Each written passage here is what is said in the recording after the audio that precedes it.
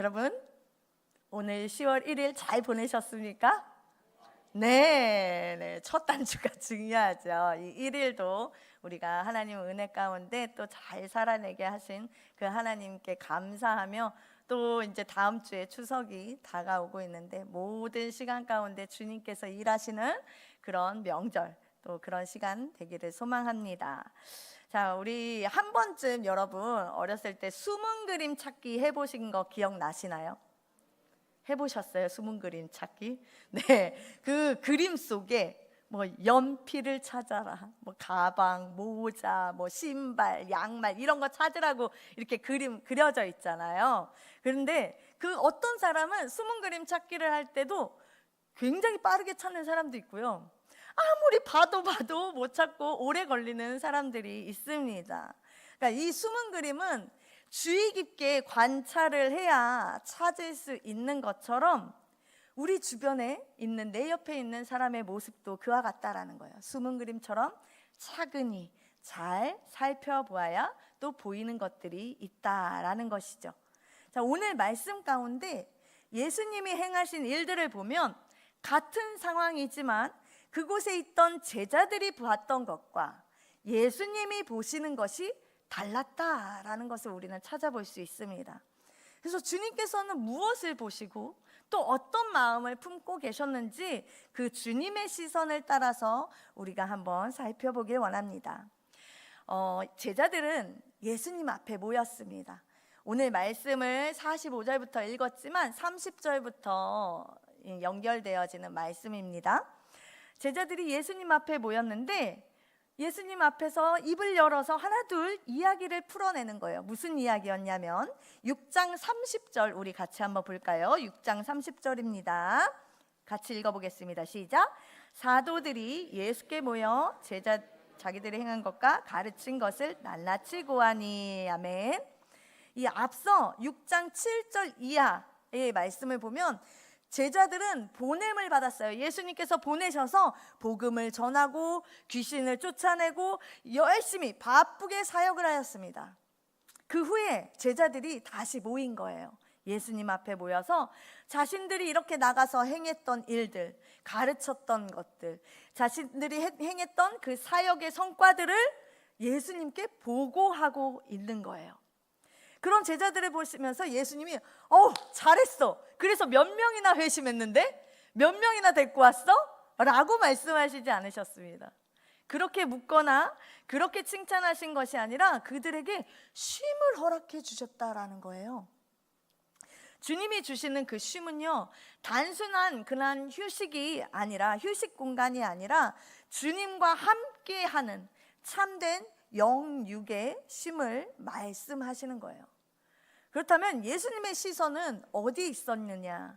일보다는 사람에게 향해 있었다라는 것입니다. 함께 동역했던 그들의 영적인 상태를 예수님은 파악하고 계셨고, 그걸 관찰하시면서 그들을 배려하는 그 마음이 가득 있었던 참된 리더였다라는 것이죠. 자, 그런 예수님과 제자들을 보면서 많은 사람들이 계속해서 따라옵니다. 예수님은요, 그 큰 무리들을 보시면서 어떤 마음으로, 어떤 시선으로 바라보셨냐면 우리 34절입니다. 자, 6장 34절 읽겠습니다. 시작. 예수께서 나오사 큰 무리를 보시고 그 목자 없는 양 같음으로 인하여 불쌍히 여기사 이에 여러 가지로 가르치시더라. 아멘. 자, 큰 무리를 어떻게 보셨다고요? 목자 없는 양같이 보셨다라는 거예요. 양의 특징은 우리가 많이 듣고 많이 알고 있습니다. 잘 알고 있는 바, 양은 스스로 길을 찾을 수 있는 능력이 없습니다. 그래서 목자가 있어야만 양은 어디로 가야 할지 그 방향을 잃어버리지 않고 방황하지 않을 수 있다라는 거예요. 목자가 없으면 길을 잃어버리기 너무 쉽다라는 거죠. 목자가 있어야만 그 길을 알려주기도 하고, 또 안전할 수도 있고, 내가 먹을 수 있는 곳, 내가 마실 수 있는 것도 얻게 되는 것입니다. 또한 양은 외부의 위험에 쉽게 노출되어 있어요. 그래서 목자가 없으면 무방비 상태에 놓여서 목숨이 위태로울 수 있다라는 것이죠. 예수님은 그 모였던 큰 무리를 보시면서 이 목자 없는 양과 같은 무리로 주님은 보셨다라는 거예요. 그들을 불쌍히 여기셨다라는 것이죠. 예수님은 여기 모인 우리 한 사람 한 사람도 주님은 세심하게 관찰하고 계세요. 세심하게 살펴보고 계세요. 나의 육적인 필요가 무엇인지, 나의 영적인 필요가 무엇인지 주님은 계속해서 살피고 계십니다. 나를 관찰하시고 배려하신다라는 것은 뭘 얘기하는 걸까요? 그만큼 예수님이 나를 애정하신다라는 거예요. 나보다 나를 더 잘 아시는 그 주님이 오늘 나의 영적인 그 상태, 나의 육적인 그 필요를 이미 다 스캔하셨고 그것을 위해 예비하고 계신 줄 믿습니다. 아멘. 그렇다면 나는 주님의 그 크신 마음을 주시니까 감사해요 하고 받고만 있어야 하는 것일까? 주님은 우리 예수님의 시선과 같은 걸 갖기를 원하시는 거예요. 주님의 그런 시선을 나도 가지고 있기를 원하신다라는 거예요. 나는 내 주변에 앉아있는 자들을 어떤 마음으로 바라보고 있을까요? 오늘 늘 옆에 있었던, 오늘 늘 내 앞뒤에 있었던 그 사람이 예배에 나왔는지 여러분 살펴보고 계십니까? 그 사람이 무엇을 놓고서 기도하고 있는지 여러분 살펴보고 계십니까? 관심이 있으십니까? 우리 안에 주님의 그 긍휼함이 가득하기를 소망합니다. 지난달부터 우리 중보기도대가 결성되고 열심히 매일매일 릴레이로 기도하고 계세요. 너무 감사한 건 이 기도하는 일에 특심을 가지고서 열심을 내주고 계시고 성도님들이 간절한 그 기도 제목을 내주시면 그걸 가지고 모두가 눈물 뿌려가며 그렇게 기도해 주시고 계신다라는 거예요. 그만큼 나날이 기도의 열기가 뜨거워지는 만큼 서로를 향한 우리의 관심과 그 사랑이 가득한 그런 마음이 더해져 가는 것 같아서 너무나 감사드립니다. 우리 모두가 서로를 보면서 어떤 눈으로, 어떤 시선으로, 어떤 마음으로 보고 있는지를 살펴봐야겠죠. 아이고 저 인간 또 왔네 라고 생각하진 않으시겠죠. 아유 진짜 왜 저러고 있어, 또 저러고 있네. 그러니까 내 마음에 안 들어, 역시 안 맞아, 이런 마음이 아니라 목자 없는 양과 같은 그 긍휼한 마음으로, 그 가득한 눈으로 서로를 바라보고 세워주는 그런 개봉중앙교회 성도님들 되시기를 예수님의 이름으로 축복합니다. 아멘. 그럼 우리 그런 사랑의 눈으로 한번 옆에 계신 분들을 바라볼까요? 사랑합니다. 사랑합니다. 네, 눈으로 웃고 계시죠? 네, 좋습니다. 자, 예수님이 이렇게 그 후에 계속해서 그들에게 말씀을 가르치십니다. 그런데 날이 저물어 가고 있죠. 자, 이 날이 저물어 갈 때에 많은 무리가 모였었는데 그들이 먹지도 못하는 상황에 놓여 있는 그들을 보며 제자들과 예수님은 어떤 반응을 하고 계십니까? 자, 우리 제자들의 36절을 보겠습니다. 36절 시작. 무리를 보내어 두루 촌과 마을로 가서 무엇을 사 먹게 하옵소서. 뭐라고 하는 거예요? 날도 저물고 여기 먹을 것도 없는데 그냥 빨리 집에 보내버릴까요? 라고 이야기하는 겁니다. 너무나 많은 무리기도 했고요. 제자들도 그동안에 계속되었던 그 사역에 지쳐있기도 했고 이 많은 사람을 다 먹일 수 있는 그런 거를 가지고 있지도 않았기 때문에 그들을 외면하고 있어요. 근데 이 방법은 너무나 현실적인 방법입니다. 현실적인 방법이고 당연히 그렇게 보내버린다고 해도 어느 누가 뭐라고 할 사람이 없어요.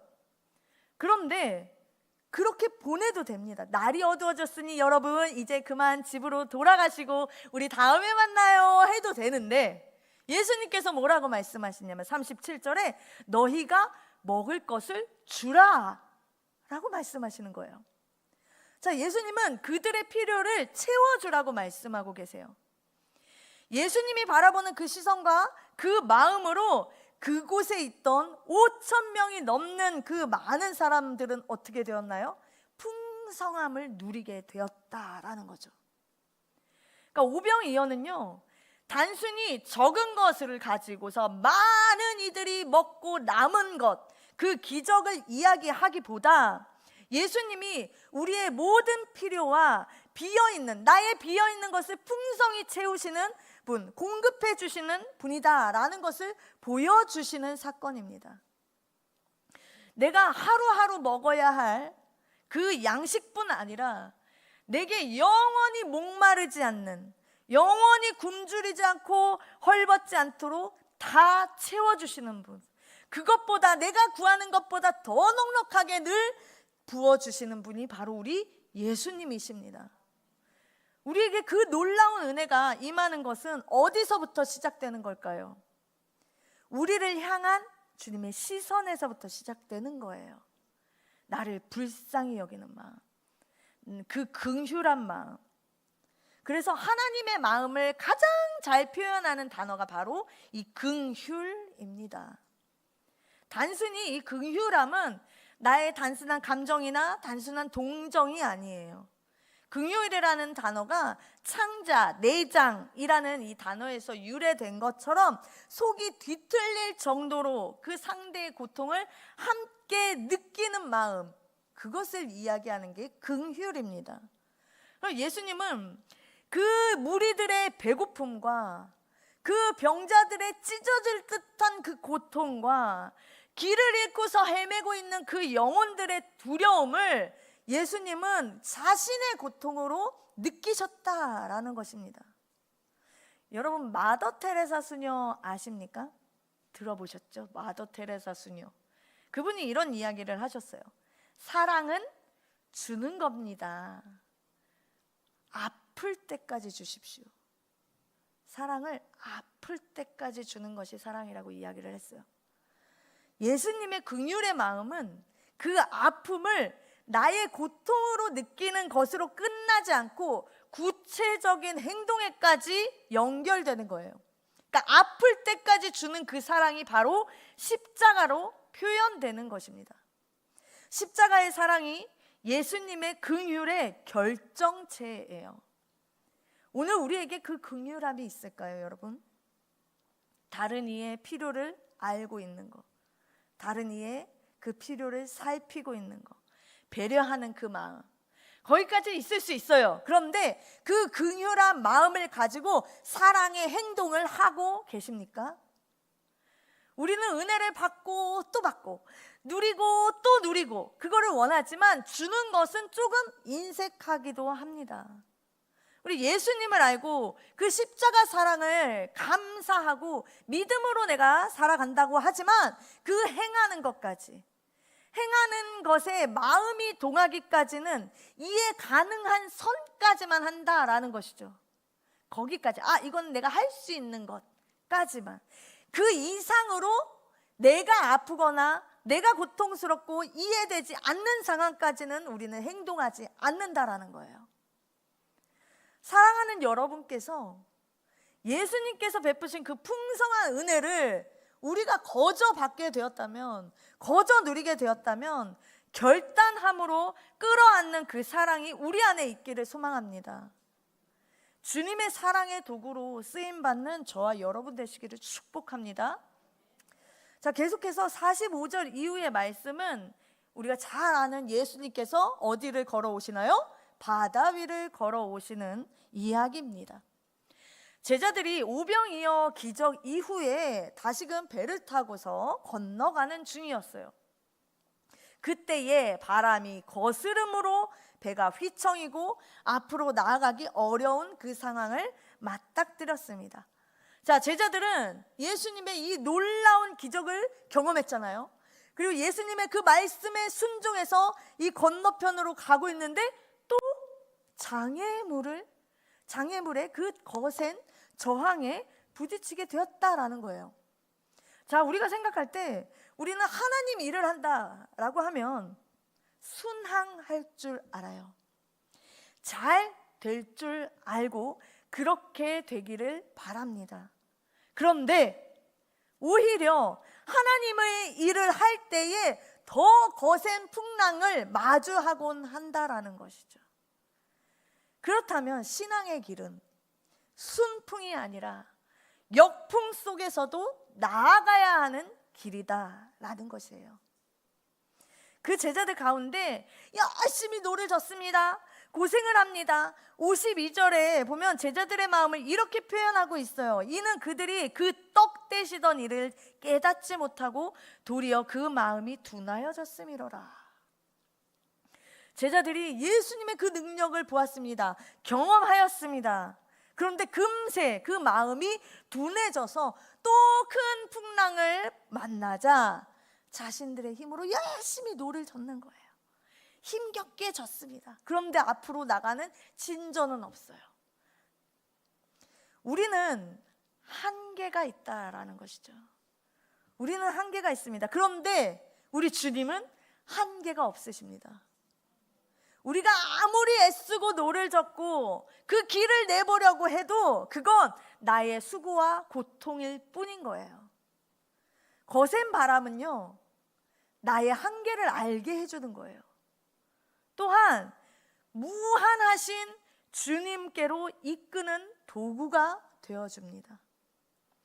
우리는 눈앞에 커다란 파도를 보고 놀라고요, 수많은 무리를 보고 아무것도 할 수 없는 나의 모습만을 바라봅니다. 그리고 풍성이 먹이고 입히고 살리고 일으키는 그 기적에 취해서, 아 그렇지, 이게 좋은데 이렇게 해주시겠지, 이런 거 먹었었는데, 정작 그것만 바라보면서 우리가 주님 안에 거해야 하는 것을 잊어버리곤 한다라는 겁니다. 그러나 예수님은 그 거센 바람 가운데에 한가운데 또 그것만 보고 있는 우리의 연약함을 보시고 또 주님은 다가오시죠. 그리고 우리에게 뭐라고 하세요? 안전하다라고 말씀하시는 거예요. 예수님은 여전히 연약한 자, 병든 자, 상한 자, 도움이 필요한 자, 그들을 바라보고 계시고 그들의 필요를 주님은 채워주시고 계십니다. 침상째에 나오는 그 병든 자, 예수님의 옷자락을 그냥 잠깐이라도 만져보길 원하는 그들을 주님은 고쳐주시는 거예요. 예수님은 구원이 필요한 그들에게서 눈을 떼지 않으십니다.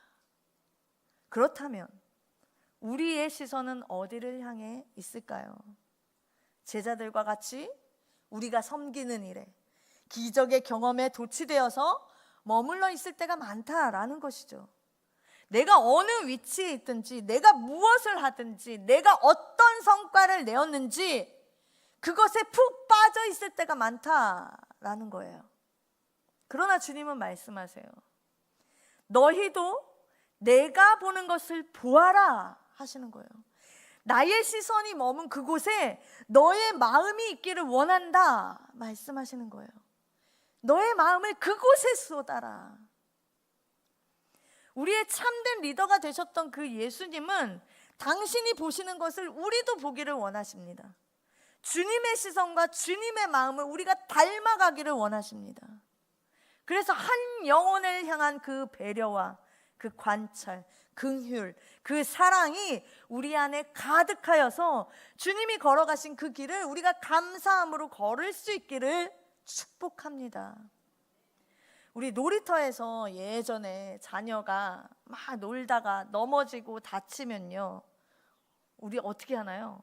벌떡 일어나서 뛰어가잖아요. 우리 영진이랑 수아랑 열심히 노는데 쟤네들이 울어요. 그럼 어떻게 하겠어요? 바로 뛰쳐나가실 거잖아요. 그런데 주변 사람들은 넘어졌어, 아이고 어떡하냐 이러고서 지나가요. 그냥 지나갈 수 있지만 부모는 괜찮아 라고 하지 않고 바로 뛰어가게 되는 거예요. 부모의 눈에는 자녀의 상처가 크게 보이기 때문에 그렇습니다. 주님이 오늘 그렇게 우리를 바라보고 계신 거예요. 그리고 나도 내게 맡겨진 그 양들, 이웃들을 그렇게 바라보길 원하시는 겁니다. 주님이 보시는 것은 주님이 보신 것을 저와 여러분 모두가 볼 수 있는 그 눈을 가질 수 있기를 원합니다. 그리고 그 눈으로 서로 사랑하며 풍성한 은혜에 거하는, 점점 더 사랑이 넘치는 우리 개봉중앙교회가 되기를 예수님의 이름으로 축원합니다. 아멘. 기도하겠습니다.